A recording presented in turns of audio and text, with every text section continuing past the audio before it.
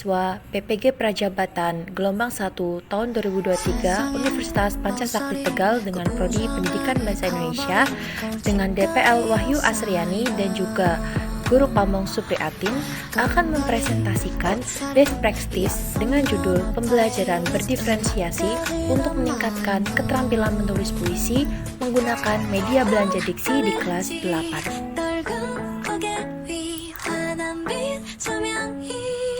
Pada bagian pendahuluan, terdapat permasalahan-permasalahan yang saya temui pada saat saya mengajar di kelas 8. Yang pertama, rendahnya motivasi belajar peserta didik.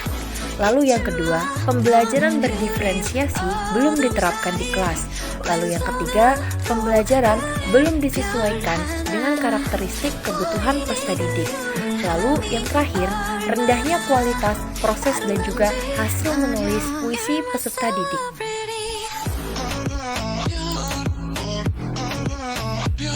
Pada bagian metode penelitian, best practice ini dilaksanakan pada bulan Maret tahun 2024 pada siklus mandiri PPL 2 di SMP Negeri 14 Tegal.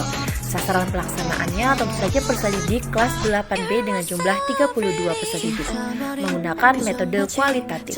Teknik penelitian best practice ini menggunakan teknik observasi.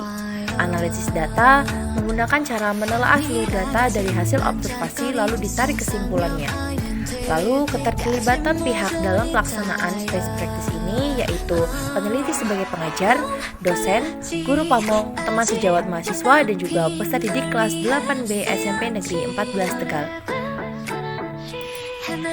Selanjutnya pada bagian hasil dan pembahasan ada langkah yang dilakukan. Yang pertama, menentukan tujuan pembelajaran. Tujuan pembelajaran pada kali ini yaitu peserta didik membandingkan puisi diafan dan juga prismatis dengan model pembelajaran problem based learning. Setelah itu, peserta didik mampu menciptakan puisi sendiri menggunakan majas dengan baik.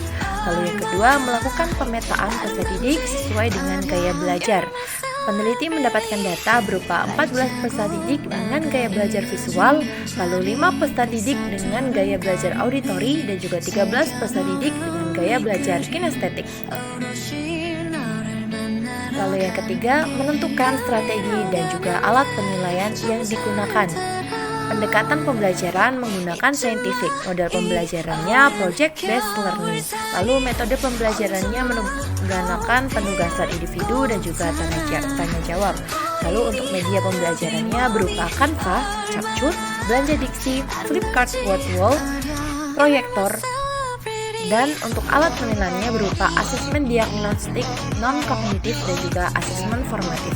Lalu yang keempat, ada menentukan kegiatan pembelajaran berdiferensiasi.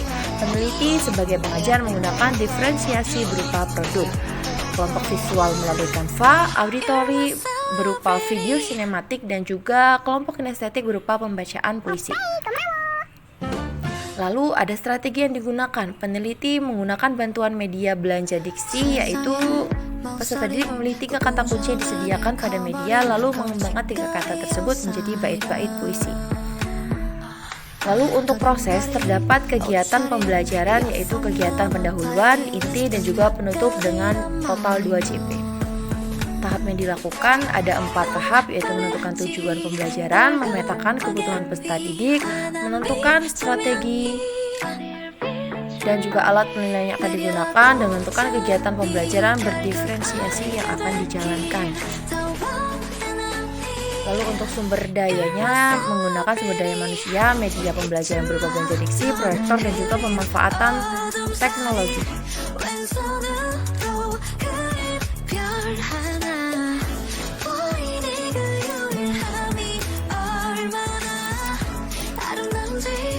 Berikut berupa artefak pembelajarannya berupa produk, media, dan juga LKPD-nya. Lalu untuk simpulan, setiap peserta didik memiliki karakter dan juga cara belajar yang beragam, sehingga seorang calon pendidik perlu mengetahui kebutuhan dan juga karakteristik dari peserta didik. Dengan demikian, pendidik dapat menentukan model dan juga menggunakan media pembelajaran yang sesuai agar tujuan pembelajaran dapat tercapai dengan maksimal. Terima kasih. Wabillahi taufiq wal hidayah. Wassalamualaikum warahmatullahi wabarakatuh.